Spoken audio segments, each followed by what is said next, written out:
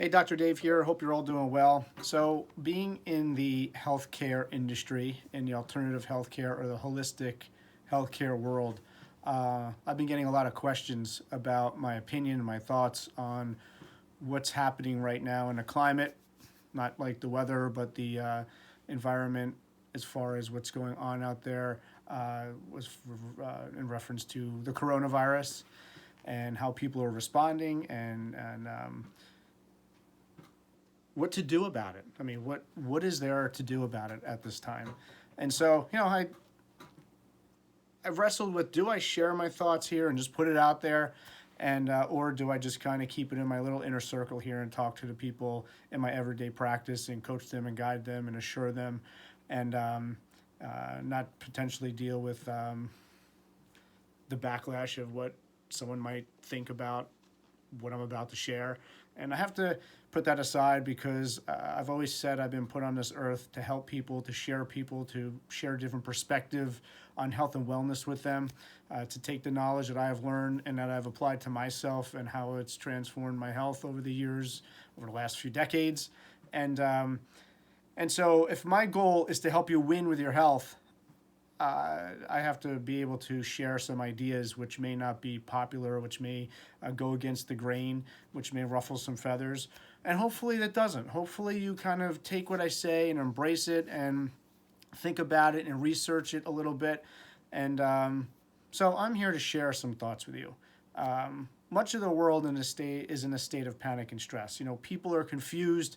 They're sitting on the edge of their seat waiting for the next worst bit of news coming off the TV, or there's constant discussion and reporting, which is starting to get into people's psyche.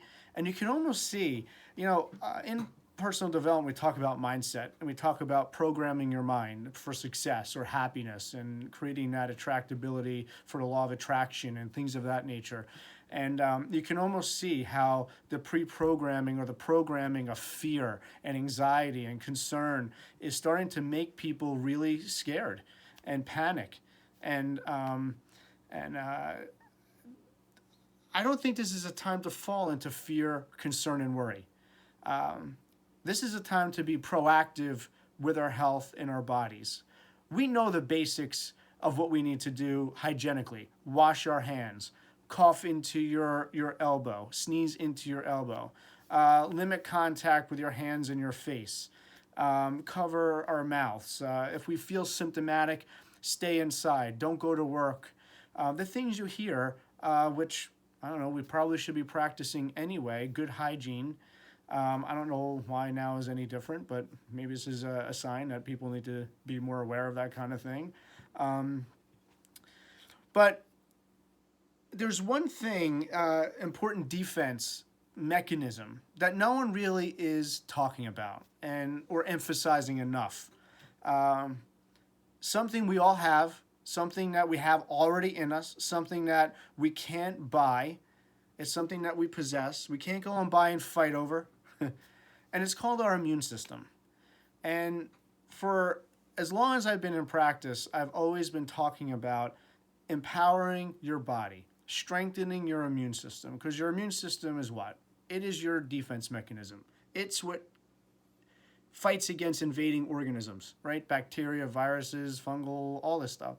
Cancers. Your immune system is there to defend, to fight for you, to keep you healthy. And it's fighting all the time. And we're actually exposed to germs and viruses and bacteria all the time.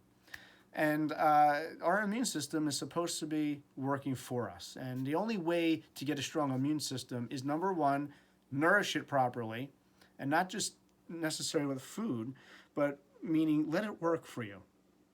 We're so accustomed to, when we feel bad, take drugs. When we feel bad, take drugs. When we feel bad, take drugs. Or the assurity of some kind of vaccine or something that we can inject into us, which maybe gives us some sense of security, maybe gives us some sense of peace of mind, or whatever. But in this case, there is no vaccine, and there's no guarantee that one would work. And it's got to go through clinical trials to see if it's even effective. And that's a long time away. Chances are this crisis is going to go away before that even happens. Hopefully it will. There's no drugs for it. You can't, there's nothing available right now, really, except your immune system. And so, what I want to bring back into your head is that one of the things that you could be doing, that we could be doing, is strengthening our immune system. There's many ways that we can strengthen our immune system and our body to protect us and fight for us. So here are a few things that you could do. Now, there are many, but I'm going to just hit on maybe 5 or 6 things. And as crazy as it sounds, these little things may help tremendously. One of them is hydration, the importance of hydrating ourselves. Hydrating properly with water, clean water, not soda, not juice, not any of that, but actual just water, helps our body fight and eliminate toxins and other bacteria. So water helps carry oxygen to our cells and our body systems, which plays a role in our immune system. So we have to be hydrated. When we're dehydrated, it reduces our overall volume of blood in our body and the lymphatic fluids that are important and integral part of our immune system. So staying hydrated is a way to help support your body and help it in helping you. Breathing is another thing, because breathing is going to increase your oxygen supply, and that's going to help us on a bunch of different levels. So if we're saying that oxygen plays a role in our immunity, then does it make sense that we learn to breathe better? I've said this on many other videos, is to breathe in through your nose, hold it out through your mouth. There's something called rhythmic breathing that oxygenates our body, that relaxes our nervous system, that relaxes our brain, and our nervous system, again, runs everything else. But if we are in a state of stress, and you can probably agree that a lot of people are in a state of stress, there's this unconscious or conscious or unconscious or underlying concern, putting our body in a state of fight or flight, sympathetic overload. And when your body's in sympathetic overload, it can't go into healing. You can't be in a state of stress and be in a state of healing at the same time. So in order for us, to decrease stress, breathing is a way to do that. And you could say, well, people who have anxiety, what's one of the things that we want them to do? We want them to breathe. When you own your breath, you own your peace. So when people are in that state of anxiety, that state of stress, we tell them to breathe. Breathe in through your nose, out through your mouth. And a way of doing rhythmic breathing is you breathe in for a period of time. There's different patterns. Some people breathe in for 4 seconds, hold it for 8 seconds, and exhale for 4 seconds, something like that. But you want to breathe in, hold it, and then exhale. And in this time of stress, when you're hearing all these things, breathe through it. Or you find yourself getting a little anxious or anxietous, breathe. Learn your breathing exercises. I know it sounds simple and basic, but if we can breathe, it's going to help reduce the stress in our body, reduce the sympathetic fight or flight domination, and it's going to put our brain and body in a state of better ease. And we're in that state of better ease, we de-stress, and it's better for our body to be able to fight for us. So hydrate yourself. Learn breathing. Diet is another one. You have to strengthen your body by eating well. I know that people roll their eyes when I talk about diet and eating well. We know that diet plays a role in health. We know that we can kill ourselves with food or we can empower our body with food. We know that we can eat ourselves into type 2 diabetes, high blood pressure, heart disease, cancer, did I say type 2 diabetes, obesity, and even now there's a correlation with cognitive problems and neurological issues by malnourishment. We know that food empowers our body. We know that food is the fuel for our body systems, including our immune system. I'm sorry to say you have to eat your fruits and vegetables, your beans, your nuts and seeds, and your whole grains. Green leafy vegetables, starchy vegetables, fruit, And if you start saying fruit has sugar, I'm going to smack you, because in a world right now where you need your defense mechanisms, this isn't a debate of it contains too much sugar, an orange. You need that other nutrition in the food to keep healthy and to be able to heal and your immune system fight for you. This isn't a time to worry about or debate about staying on a high protein diet which doesn't have the micronutrients necessary to keep you healthy. You need the micronutrients. Green leafy vegetables, starchy vegetables, fruit, nuts and seeds, whole grains, beans as the main source of things. Yes, if you want to have proteins, lean organic meats, things of that nature. So yes, you do need protein. You need the macronutrients, protein, fat, carbohydrates, but you need the micronutrients. So plant-based foods, read about it, Google it, whatever you need to do. Look at what foods empower, strengthen, support the immune system in your body, because that is one of the things that is necessary for you to get through this. The people, unfortunately, that are dying are mostly people that have underlying health issues already, mostly the elderly. No one's talking about that. Now, I don't have the specific numbers in front of me. I'm just going to round it up, say. 120,000 cases in the entire world, is it? In the entire world.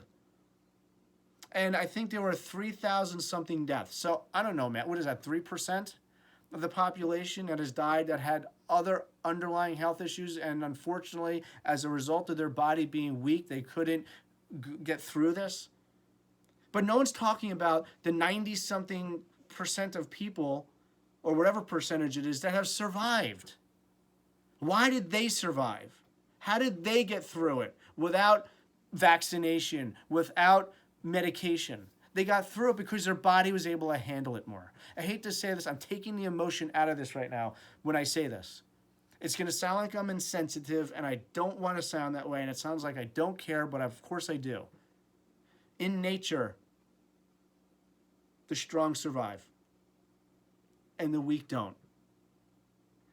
And I hate to put it in such cold, unemotional terms, but that's unfortunately what's going on.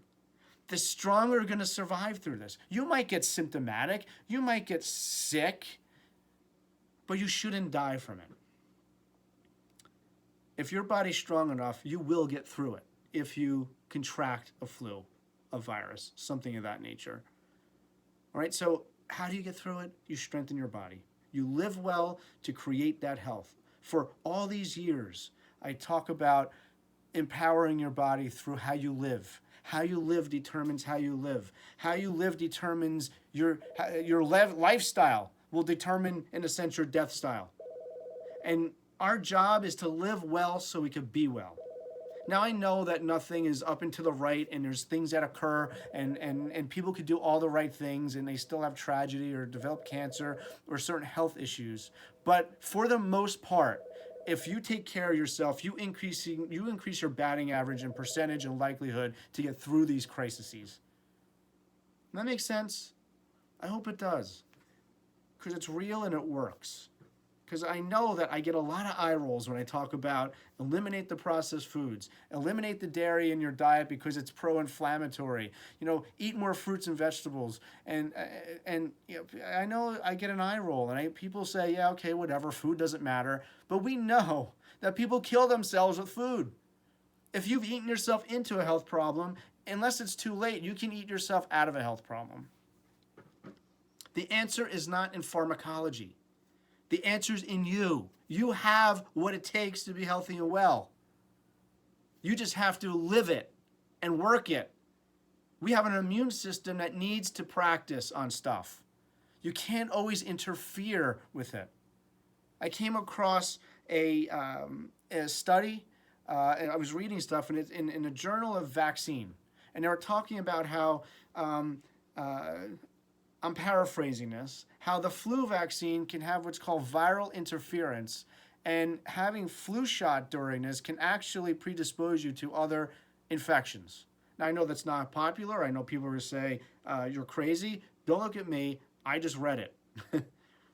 Along with a couple other studies that suggested this thing called viral interference through vaccination, in this case, the flu vaccine.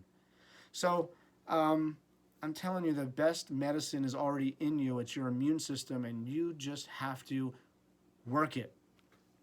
Don't be fearful of this stuff. The more you stress out, the more you're going to weaken yourself.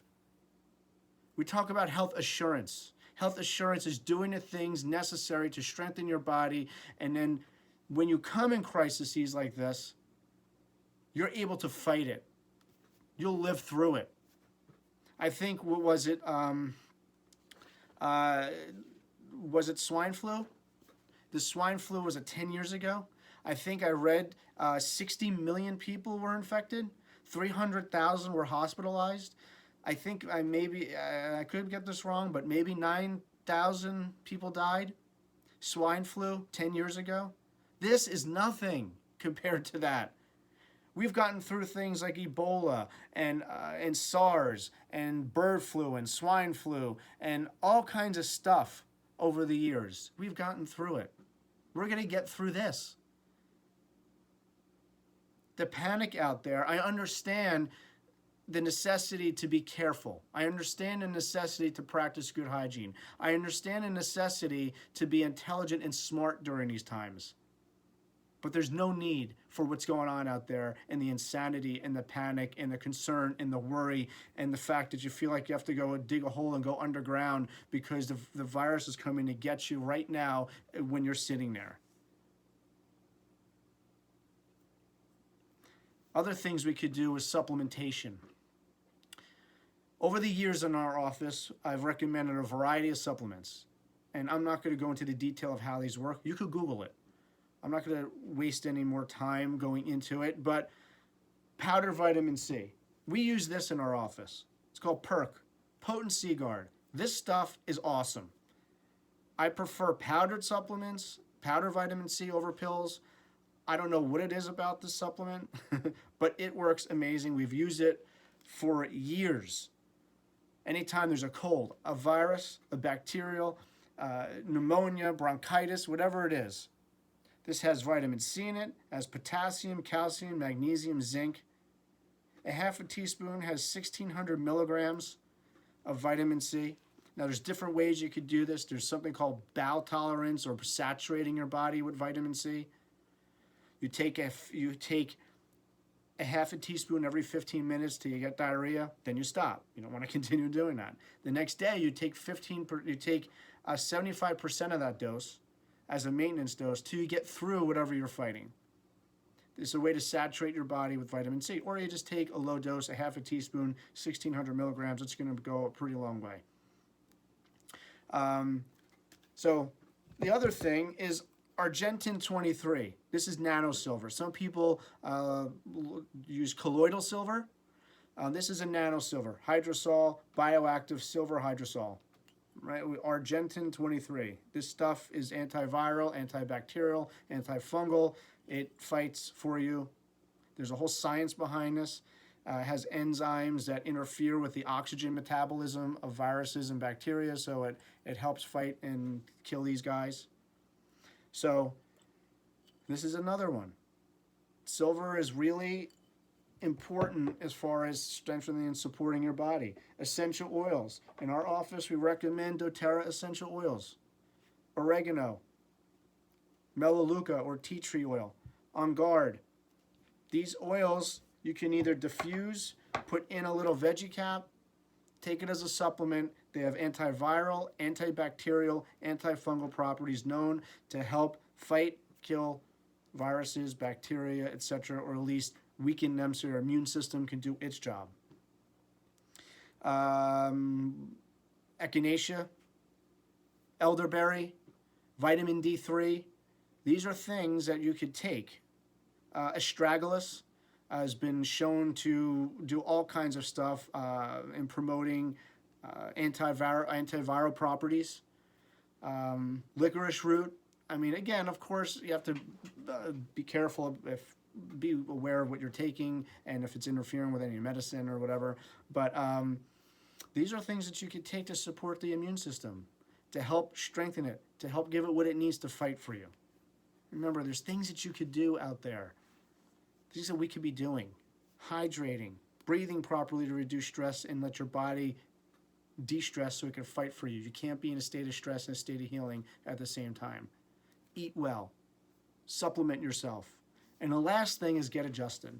I know people say chiropractic adjustment, there's all kinds of thoughts about that. However, the adjustment can actually improve the performance of the immune system and create a healthy immune response because the adjustment helps improve the performance of the central nervous system. Now, you could Google this too. Look into neuroimmunology, the effect that the nervous system, how the nervous system and the immune system intertwine, they talk to each other, they interconnect. And of course, the nervous system governs and runs the whole body. It's the thing that is encased in your spinal column. The brain sits up here, the spinal cord runs through your spinal column. That system controls and coordinates all of your body functions, including the immune system. And if you have stress and tension within the nervous system, it's going to interfere with your immune system doing its job at its best. So, if you have stress and tension in the spine, if you have subluxation in the spine, if you have something interfering with the nervous system or creating tension on it, getting adjusted and finding those areas are necessary. Removing those can help improve the function of your immune system and nervous system to help strengthen your body as well. Remember, this is about supporting your body and strengthening your body, empowering you from the inside out. Health comes from the inside out. As we say, health comes from us and not to us. You have all the necessary tools in you. You just have to start living in a way that's going to strengthen it. So when something like this comes around again, because it will, you are prepared. You have what it takes inside to fight it. So I hope this made sense to you. I hope you got something out of it. I hope it helps you think a little bit. I hope it gets you to read, research maybe a little bit more on some of these things. And again, there's other supplements and there's other things out there. I just listed a few in our office that we use. If you need them, we can get them for you. I don't know if you can find them on Amazon, whatever. But in any case, live well, be well, relax, calm down. We will get through this. Be smart. It doesn't mean to be stupid or ignore things. Be smart, be intelligent, but don't fall into panic, concern, worry to the extent that it's giving you anxiety and it's affecting your health and preventing you from fighting for you and healing well. Be well, be great, make great decisions. See you soon.